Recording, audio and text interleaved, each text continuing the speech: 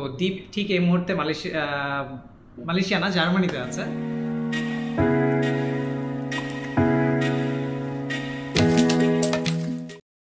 আচ্ছা, সবার সাথে একটু তোমাকে পরিচয় করাই দিই। ফার্স্ট অফ অল আমাদের সাথে আছে হচ্ছে দ্বীপ। তো দ্বীপ ঠিক এই মুহূর্তে মালয়েশিয়া না, জার্মানিতে আছে। আর আমি ভিডিওটা করছি হচ্ছে মালয়েশিয়া থেকে। সো দীপ, তুমি প্রিভিয়াসলি মালয়েশিয়াতে পড়াশোনা করতে এসে অলমোস্ট 1 বছর থেকে তারপর জার্মানিতে যাওয়া, রাইট? সো জার্মানির, আচ্ছা, জার্মানির যে একটা রিকোয়ারমেন্ট যে 13 বছরের প্রিভিয়াস একাডেমিক ব্যাকগ্রাউন্ড দেনই আমরা জার্মানির জন্য অ্যাপ্লাই করতে পারবো, এই রিকোয়ারমেন্টটা ফুলফিল করার জন্যই মূলত মালয়েশিয়াতে আসা। যেহেতু তোমার প্রসেস স্টার্ট করার সময় আমার যতদূর মনে আছে, মানে তুমি আমাকে এটাই জিজ্ঞেস করছিলে যে আমি মালয়েশিয়া থেকে জার্মানিতে যাও। ওকে, সো আমার আসলে মালয়েশিয়া নিয়ে কোনো প্রশ্ন করার নাই। মালয়েশিয়া নিয়ে আমরা যথেষ্ট ভিডিও বানাইছি, অ্যান্ড আমাদের ভিডিও যারা দেখে তারা যথেষ্ট পরিমাণ জানে মালয়েশিয়া সম্পর্কে, আশা করি। আর আমি নিজেও মালয়েশিয়া সম্পর্কে হেল্প করছি। যদিও আমি মালয়েশিয়া থেকে যারা জার্মানি যেতে চায় বা যারা ইউরোপ, ইউএসএ, অস্ট্রেলিয়া, কানাডা যেতে চায় তাদের প্রসেসিং করছি, বাট তুমি স্বয়ং নিজে গিয়েছো, আমি নিজে কিন্তু কখনো ইউরোপ যাইনি। তো আমার আসলে একটা জিনিস জানার ইচ্ছা, সেটা হচ্ছে এই যে ওভারঅল জার্মানি প্রসেসের উদ্দেশ্যে মালয়েশিয়াকে টার্গেট করে আগানো অ্যান্ড মালয়েশিয়া থেকে জার্মানি যাওয়া, এই জার্নিটা সম্পর্কে যদি একটু গাইডলাইন দেওয়া যায় আমাদের ভিউয়ার্সের জন্য। আসলে আমার যখন মালয়েশিয়া আসার প্ল্যান ছিল, আমার আসলে জার্মানিতে আসার মেইন প্ল্যানটা ছিল আমি একটা পাথওয়ে হিসেবে মালয়েশিয়া আসার জন্য প্ল্যান ছিল। এই কারণে তোমাকে মেসেজে বলছিলাম অলরেডি যে আমি জার্মানিতে আসবো, তো যাওয়া যাবে কিনা। সো তারপর তুমি খুবই হেল্পফুল ছিল, তো আমাকে বললা যে আসো, আসলে হবে অনেকই। আমি কনফিডেন্স পাইলাম, আমি তো কনফিডেন্স ছিল না, বাট তুমি বলার পরে হয়েছিল আমার কনফিডেন্সটা। তারপর বলছিল যে আসার জন্য, তারপর আসলাম। আসার পরে 1 বছর গেল। 1 বছরের মধ্যে আমার আসলে সমস্যাটা ছিল কি, মানে 1 বছরের মধ্যে 3টা সেমিস্টার হয়। 3 সেমিস্টার মধ্যে লাস্ট সেমিস্টার যেটা হয় এটা হলো শর্ট সেমিস্টার হয়। শর্ট সেমিস্টার কারণে আমার আর এক্সট্রা একটা করতে হয়েছে, কারণ শর্ট সেমিস্টার হয় না, মানে 2 মাসের সেমিস্টার হয়, তো ওটার কারণে পুরো ফুলফিলমেন্টটা হয় না। মেইনলি আমাদের 4টা ফুল সেমিস্টার কমপ্লিট করতে হবে, তারপর সেটাকে ওরা 1 বছরের একাডেমিক ইয়ার হিসেবে কাউন্ট করবে। সো এটা হচ্ছে মেইনলি ওদের রিকোয়ারমেন্ট। সো ইউনিভার্সিটি অফ সাইবারজিয়াতে যখন তুমি পড়তেছো, এই সেমিস্টারগুলো কমপ্লিট করার পর কিছু supporting document university of Cyberjaya site থেকে প্রয়োজন হয়, সাচ এস ইনকমপ্লিট ট্রান্সক্রিপ্ট, একটা স্টুডেন্ট কনফার্মেশন লেটার। সো এই ডকুমেন্টগুলো জেনারেট করাটা কতটা ইজি ছিল, বা ইউনিভার্সিটি অফ সাইবারজিয়া কতটা হেল্পফুল ছিল? আসলে তোমার কখন কোনো ট্রান্সক্রিপ্ট লাগে না আসলে, বলতে গেলে তুমি বলতে গেলে অনলি অনলাইন রেজাল্ট, পোর্টাল রেজাল্টটা যেটা ওই এক্সাম ডিপার্টমেন্টে গিয়ে একটা সিল নিয়ে নিতে জাস্ট করি। ওকে, সো অ্যাটাস্টেড, অনলি অ্যাটাস্টেড। ওকে, ওকে, যেহেতু আমরা দুজনেই ইউনিভার্সিটি অফ সাইবারজিয়াতে পড়ছি, আমি আমার মাস্টার্স করছি সেখানে, তুমি তোমার ব্যাচেলর শুরু করছিলা। তো আমি নিজেও একসময় ইউনিভার্সিটি অফ সাইবারজিয়াতে জব করেছি, এরপর নিলাই, তারপরে এখন বর্তমান অবস্থা। সো সব কিছু মিলিয়ে ওভারঅল আমার একটা জিনিস একটু জানা দরকার, যে তোমার জার্মানি গিয়েছো অলমোস্ট কত মাস হলো? অ্যারাউন্ড 6 মাস, আই থিঙ্ক 5-6 মাস। ওকে, সো আমাকে তোমার এই 5-6 মাসের এক্সপিরিয়েন্সের দিক থেকে একটা জিনিস একটু বলবা, সেটা হচ্ছে যে টু বি অনেস্ট, ব্যাচেলর করার জন্য, হ্যাঁ, আমরা সিটিজেনশিপ, খুবই high and high demand country, এই দুইটা ফ্যাক্টর আমরা বাদ দিই, যে ব্যাচেলর করার জন্য আসলে সত্যি কথা বলতে পড়াশোনাকে বেশি ফোকাস করার জন্য, যে আমি কোনো পার্ট টাইম জব করবো না, কিছু করবো না, পড়বো শুধু, সেটার ক্ষেত্রে কোন কান্ট্রিটা বেটার আসলে, জার্মানি অ্যান্ড মালয়েশিয়া যদি আমি কম্পেয়ার করি? তোমার কি মনে হয়? এখন দুটোরই প্রোস এন্ড কনস আছে। হ্যাঁ, প্রোস এন্ড কনস তো অবশ্যই আছে। হ্যাঁ, তো সেদিক থেকে তোমার একটা স্টেটমেন্ট আমি জানতে চাচ্ছি, দুইটাকে মিলাই বলো, সমস্যা নেই, যে কাউকে উইনার বানাতে হবে বিষয়টা এরকম না। ঠিক আছে, সো আমি দুই দিক দিয়ে বলবো। একটা হলো যে তুই যদি পড়াশোনা করে চিপের মধ্যে, যদি চিপ কস্টিং এর মধ্যে, লিভিং কস্টিং এর মধ্যে যদি পড়াশোনা করতে চাও, তাহলে মালয়েশিয়া ঠিক আছে। মানে অনেক মানে ভালো দিক দিয়ে অনেক ভালো পড়াশোনা হয় মালয়েশিয়াতে, এমন না যে খারাপ, জাস্ট বাট অনেক ভালো পড়াশোনা হয় মালয়েশিয়াতে। বাট জার্মান জিনিসটা কি, তুমি যদি পাবলিক ইউনিভার্সিটিতে ভর্তি হইতে পারো, তাহলে তোমার টিউশন ফি একদমই নাই, মানে সেমিস্টার একটা কন্ট্রিবিউশন ফি থাকে, ওটা বেশি না, জাস্ট 300 ইউরো 400 ইউরো এরকম থাকে, যেহেতু 100% টিউশন ফি স্কলারশিপ থাকে জার্মানিতে গভর্নমেন্টের সাইড থেকেই।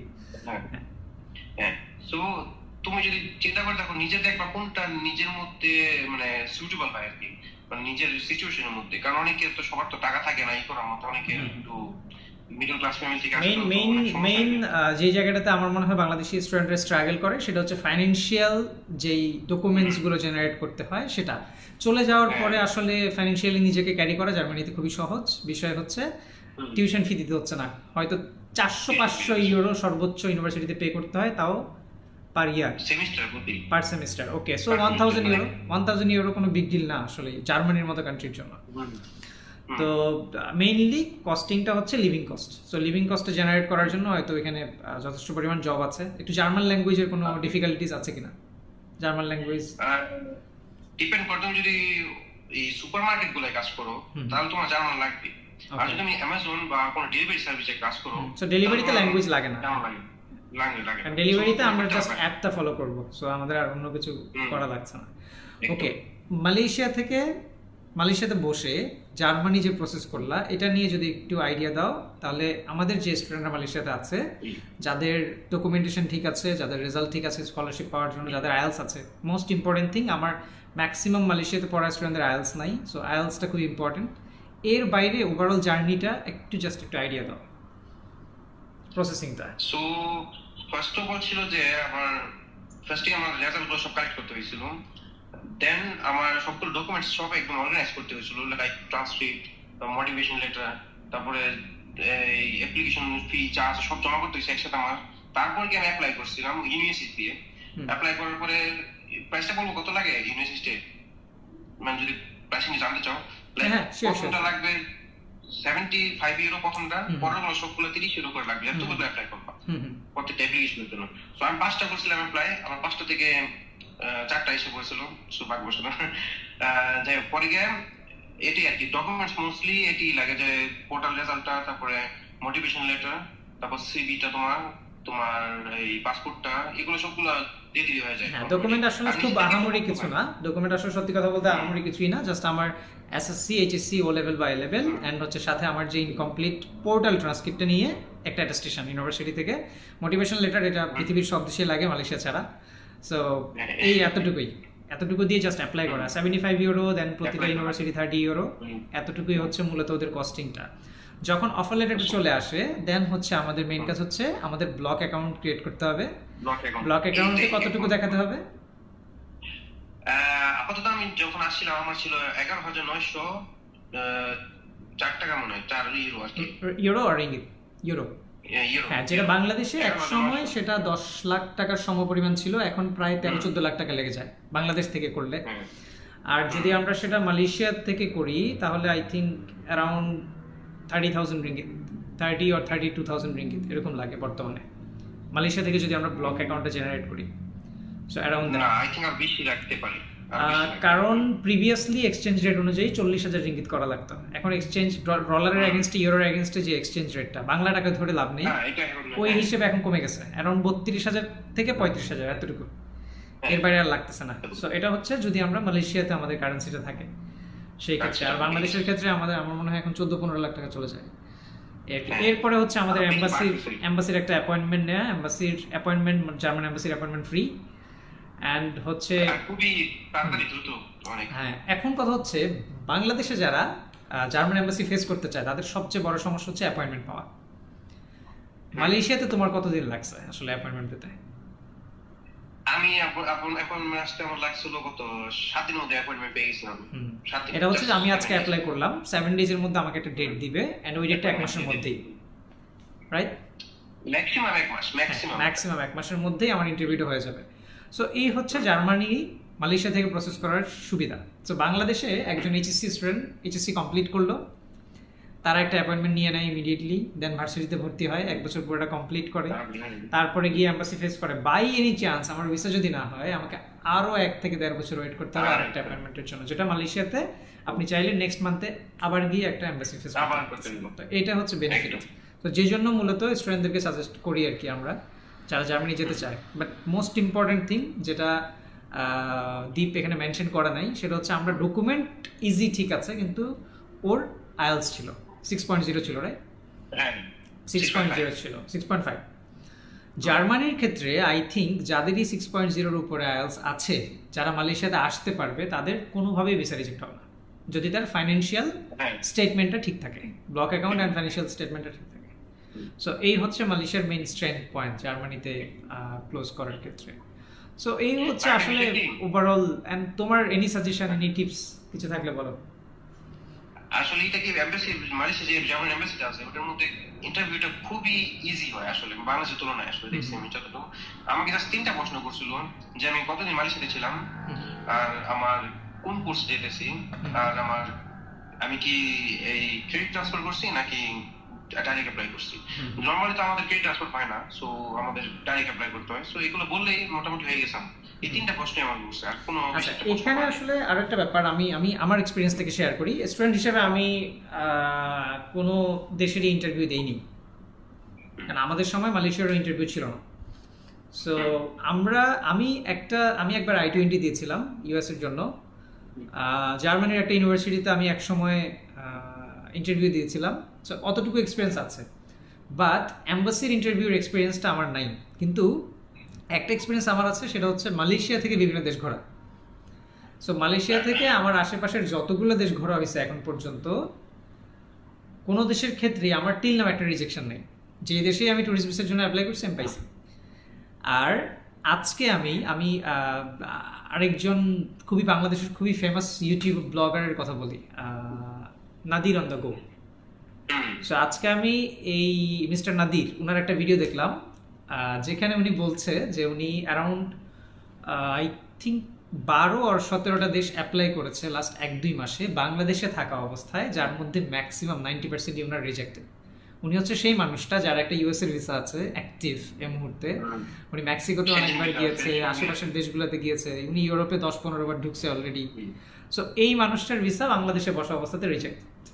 আর আমি যে মানুষটা, আমি 10-11টা দেশ ঘুরছি, আমার কোনো ভিসাই আজ পর্যন্ত রিজেক্ট হয়নি, জাস্ট বিকজ আমি মালয়েশিয়াতে বসে অ্যাপ্লাই করতেছি। So and of the day আসলে আপনি যেই এনভায়রনমেন্টটাতে থাকছেন, আপনি কোন মানুষটার কাছে গিয়ে ইন্টারভিউ দিতেছেন, এগুলো ইম্পর্টেন্ট। তো তোমার ক্ষেত্রে আসলে এই জিনিসটাই ফেভার করছে। তুমি যদি বাংলাদেশে বসে ইন্টারভিউ দিতে, আই ডোন্ট থিঙ্ক যে প্রথম শটটা হয়তো না, তোমাকে হয়তো আরেকবার যাওয়া লাগতো। তো এটা হচ্ছে আসলে আমাদের একটা সাইকোলজিক্যাল প্রবলেম হয়ে গেছে বাংলাদেশে, যে বাংলাদেশিদেরকে ইন্টারভিউ করতে করতে ওদের মেন্টালিটিটা ওরকম হয়ে গেছে। ওরা আর কি, আমার কাছে মনে হয় যে ওদের এইমই হচ্ছে রিজেক্ট করা। আর মালয়েশিয়াতে যেটা হয়েছে সেটা হচ্ছে ওরা সারাদিনে 2-3টার বেশি ইন্টারভিউ পায় না, খুব রেয়ার। এমনও দিন থাকে যেদিন স্লট পুরো ফাঁকা, কেউই নেই। কারণ মালয়েশিয়ানরা জার্মানি তেমন যায় না। মালয়েশিয়ানদের দুইটাই অপশন, অস্ট্রেলিয়া অ্যান্ড ইউকে। ওরা এই 2টা কান্ট্রিতে যায়, তাও খুবই কম, খুবই সীমিত একটা নাম। আর ওদের কোনো ইন্টারভিউও নেই। সো এটা হচ্ছে যে কারণে আমাদের প্রত্যেকটা এম্বাসি যেগুলো মালয়েশিয়াতে আছে এগুলো খালি থাকে অলমোস্ট ম্যাক্সিমাম টাইম। সো আমার মনে হয় মালয়েশিয়াতে সবচেয়ে বেশি ভিড় হয় হচ্ছে India embassy, Pakistan embassy, Nepal embassy. এই 3টা এম্বাসি সবচেয়ে বেশি ভিড় হয়, কারণ ওদের লোকাল মানুষরা খুব যায় ওইখানে বিভিন্ন কাজের জন্য। এর বাইরে কোনো এম্বাসিতে গিয়ে আমি আসলে মানুষ দেখিনি, কারণ ইউনিভার্সিটির রিপ্রেজেন্টেটিভ হিসেবে আমরা বিভিন্ন দেশের এম্বাসিতে যাই। সৌদি এম্বাসি, দুবাই এম্বাসি, মানে ইউএইর এম্বাসি, ইজিপ্ট, সুদান, ইয়েমেন, এর বাইরে আরো কিছু কান্ট্রি বলে শ্রীলঙ্কান এম্বাসিতে যাওয়া হয়েছে, মালদ্বীপ এম্বাসিতে যাওয়া হয়েছে। তো এম্বাসির ভিতরে গিয়ে না আমি আসলে কাউকে দেখিনি, কেউ নাই, পুরো এম্বাসিটা খালি। অ্যাম্বাসিডারদের সাথে দেখা করার সময় বা ডেপুটি অ্যাম্বাসিডারদের সাথে দেখা করার সময় আমি আলটিমেটলি অ্যাম্বাসির ভিতরে গিয়ে আমার কাছে মনে হয়েছে বেশ কিছু লোক ইউজলেস ভাবে বসে আছে।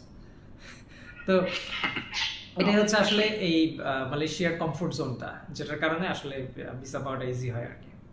তো এগুলো হলো ফর্মাল কথাবার্তা। একটু ইনফর্মাল কথাবার্তা বলি, যদিও রেকর্ড হচ্ছে। তো এমনিতে ওভারঅল কি অবস্থা? ওভারঅল আমার আপাতত ঠিকঠাক চলছে। আর আমি যে সময়টা আসছি এটা তো সামারের সময় না, এটা মধ্যে ঠান্ডাটা কম একটু আপাতত। মানে আপাতত সামার চলতেছে তো মোটামুটি 20 ডিগ্রির মধ্যে থাকে, ম্যাক্সিমাম 25। তুমি আছো কোন সিটিতে? আমি বার্লিনে একদম পাশের শহর, যেটা বলে মাগদেপুর বলে, শহর আছে বার্লিনের পাশে। মাত্র 2 ঘন্টা লাগে বার্লিনে যেতে। 2 ঘন্টার মধ্যে বার্লিনে যাও। জার্মানির আরেকটা ইন্টারেস্টিং জিনিস হলো কোনো স্পিড লিমিট নাই ড্রাইভ করার সময়। হ্যাঁ, অটোবানের মধ্যে স্পিড লিমিট নেই আসলে কোনো, যদি ড্রাইভ করো। সো এটা একটা ইন্টারেস্টিং জিনিস। ভক্সওয়াগন, মার্সিডিজ, বিএমডব্লিউ দাম খুবই কম, কারণ এগুলো সব জার্মান কার। হ্যাঁ, আমাদের এখানে তো অনেক ফ্যাক্টরি আছে, এগুলোর দাম খুবই কম।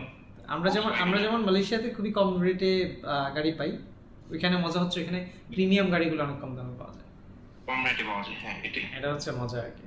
তো এমনিতে ওভারঅল যেই সিচুয়েশন, আমাদের ইউরোপ যাওয়ার আসলে একটাই রিজন, সেটা হচ্ছে দিন শেষে আমাদের একটু সিটিজেনশিপটা পাওয়া, পাসপোর্ট পাওয়া বা একটা গ্রিন কার্ড পাওয়া। এটার কি কন্ডিশন বর্তমানে? তুমি তো গিয়ে অবশ্যই খোঁজ নিয়েছো। এটা আগে থেকে আমি রিসার্চ করে আসছিলাম। এটা মেইন হলো তিনটা ওয়ে আছে আসলে। একটা হলো তুমি ওয়ার্ক ভিসায় এসে, যেটা ব্লু কার্ড যেটা আছে, ব্লু কার্ড এসে ওটার মধ্যে মোটামুটি 5 বছরের মধ্যে যদি ভাষার মধ্যে একটু দক্ষ থাকতে পারো তাহলে 5 বছরের মধ্যে ইজিলি পাওয়া যায়। আর একটা হলো গ্র্যাজুয়ালি, যেটা হলো 8 বছর 9 বছরের মধ্যে পাওয়া যায় গ্র্যাজুয়ালি।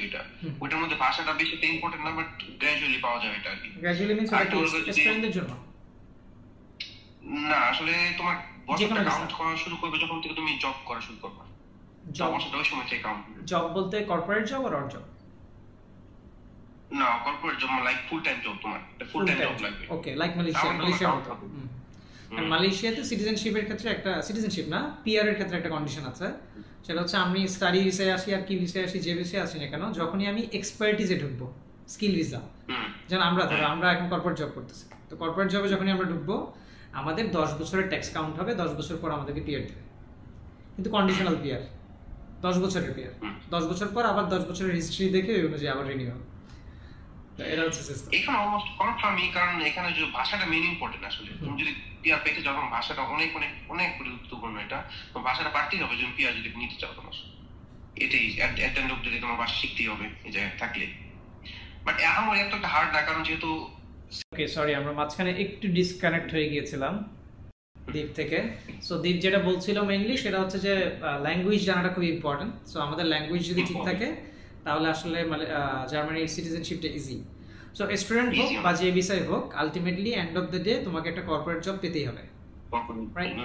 সো জার্মানিতে যারা স্টাডি করছে তারা পোস্ট স্টাডি ওয়ার্ক ভিসা পায় একটা, 1 বছর না 2 বছর, এটা এখন 2 বছর যদি পাবলিক ইউনিভার্সিটিতে হয়। সো এই 2 বছরের মধ্যে আমাদেরকে একটা কর্পোরেট জব অ্যারেঞ্জ করতে হবে যদি আমরা আমাদের সিটিজেনশিপের টাইমটা কমায় নিয়ে আসতে চাই। আর যদি জব না পাই ইমিডিয়েটলি হয়তো আমরা মাস্টার্সে ভর্তি হলাম।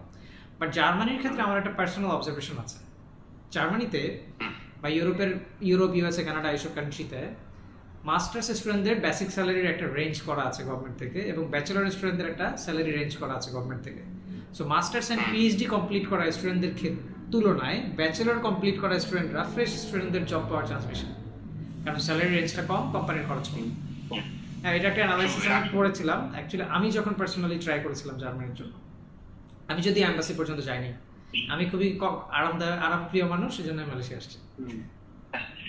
এখন এটা কি জার্মানি তখন ওয়ার্কার শর্টেজ অনেক বেশি, এই কারণে তারা সব দেশ থেকে নিতেছে ওয়ার্কার, তো অনেক জায়গা খালি আছে, অনেক কোম্পানি খালি স্কিল, হ্যাঁ স্কিল ওয়ার্কার চাইতেছে। আচ্ছা, সত্যি কথা বলতে আমি একটা কথা বলি, আমার যেহেতু অলমোস্ট 30, তো যদিও আমার 40-45 বছরের যে ভাইয়ারা আছে তাদের মতো এক্সপিরিয়েন্স না, তারপরেও আমার পার্সোনালি যেটা মনে হয় সেটা হচ্ছে আসলে সত্যি কথা বলতে পৃথিবীর সব দেশে স্কিল ওয়ার্কার দরকার।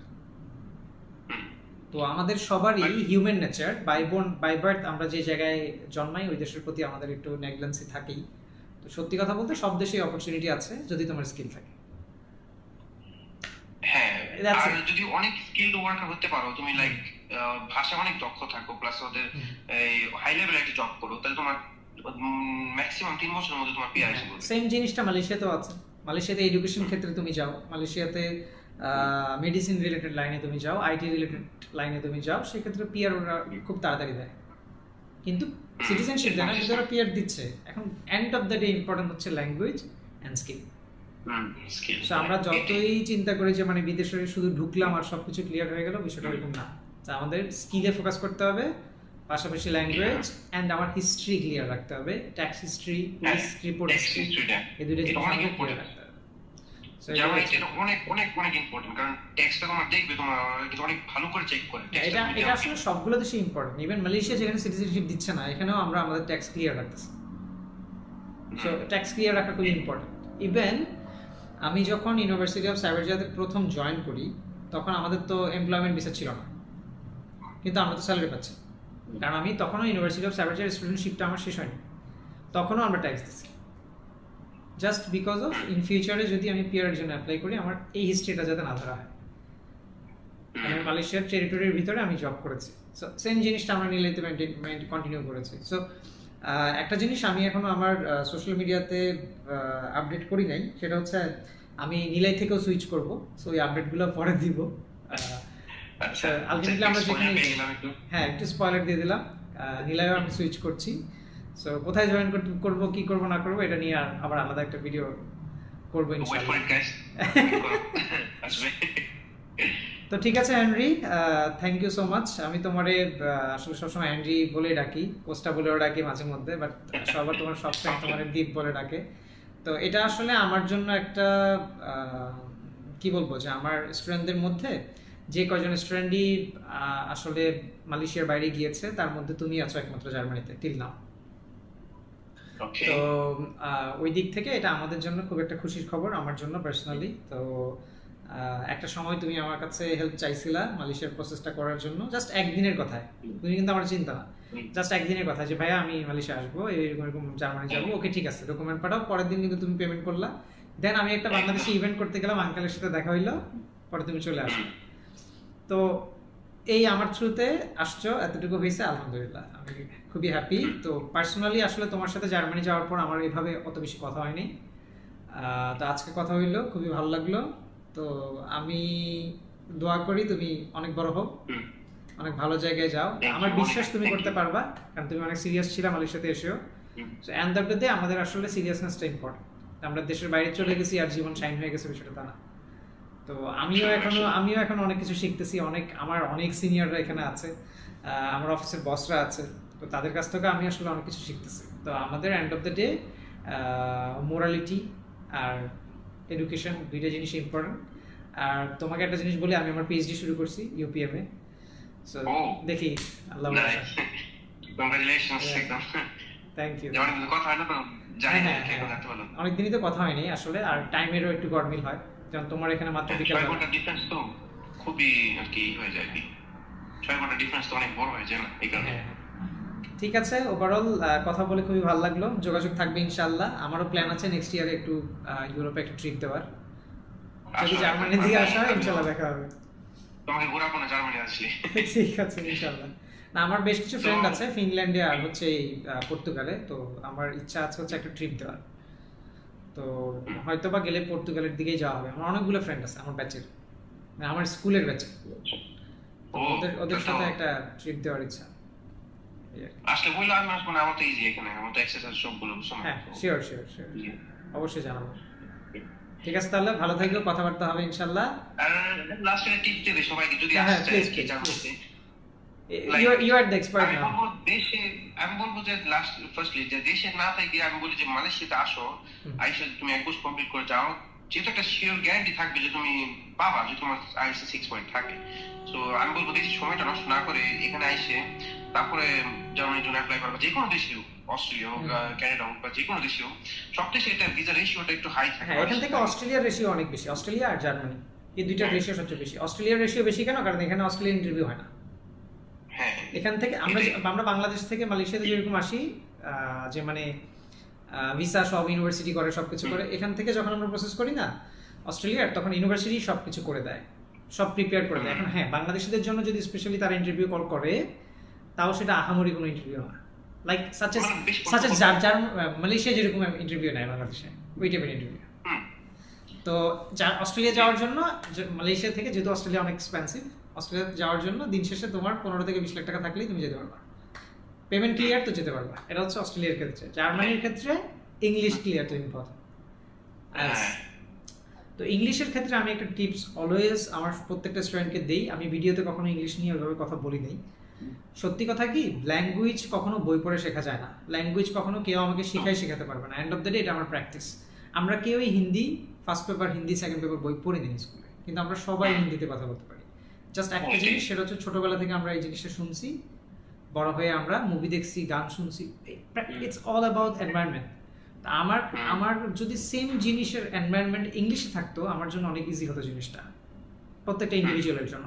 সো মালয়েশিয়াতে যখন একটা মানুষ এসে ল্যান্ড করছে, এরপর যদি সে তার বাংলাদেশ কমিউনিটিটাকে ইগনোর করে একটু ইন্টারন্যাশনাল কমিউনিটির সাথে মিশতে পারে, যেখানে ইংলিশ ল্যাঙ্গুয়েজে খুব ভালো করে প্র্যাকটিস হবে, তাহলে ইংলিশটা 1 বছর অটোমেটিক্যালি ঠিক হয়ে যাওয়ার কথা।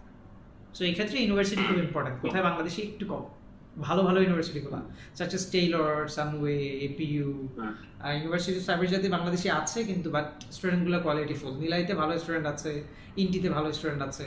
একটু ভালো ভালো ইউনিভার্সিটিগুলোতে গেলে হয় কি কালচার পাওয়া যায় একটা, তুমি তোমার ল্যাঙ্গুয়েজটাকে স্কিলগুলোকে একটু জেনারেট করে নেওয়া, মানে ছালাই নেওয়া যায়। তো ইংলিশ ছালায় ফেলে দেন আইএলস মালয়েশিয়াতে এসে আইএলস দিলে আমার মনে বেটার হবে।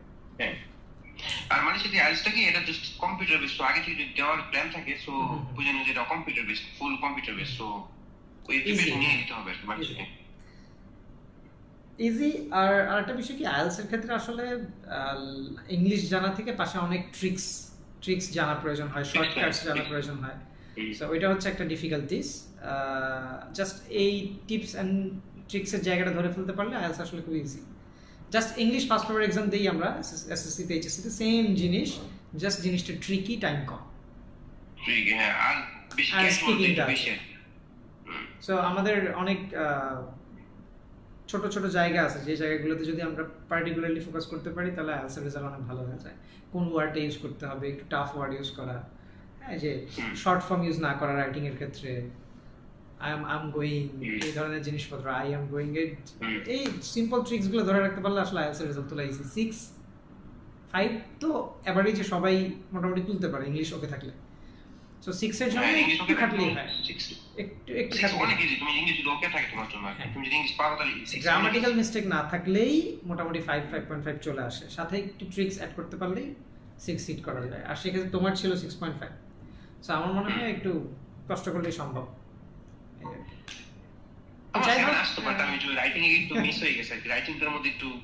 রাইটিং এ সবারই কম আসে, আমার নিজেরও রাইটিং এ অনেক কম আসছে। সো রাইটিং এ সবার আলটিমেটলি কম থাকে। আমার মনে হয় সবচেয়ে বেশি ছিল শুধু স্পিকিং এ, এন্ড স্পিকিংটা ইজি। সো যাদের ফ্লুয়েন্সি আছে তাদের জন্য স্পিকিংটা খুব ইজি, স্পিকিং এর নাম্বারটা বেশি চলে আসে অলরেডি। সো এই হলো ওভারঅল কথা। যাই হোক, জার্মানি সম্পর্কে জানলাম। জার্মানির প্রসেস এখন আসলে আমাদেরকে জিজ্ঞেস করে বা আমাদের ভিডিও দেখে জানার কিছু নাই, চ্যাট জিপিটি আছে বাংলাদেশি, চ্যাট জিপিটিতে জাস্ট সার্চ করলেই হবে।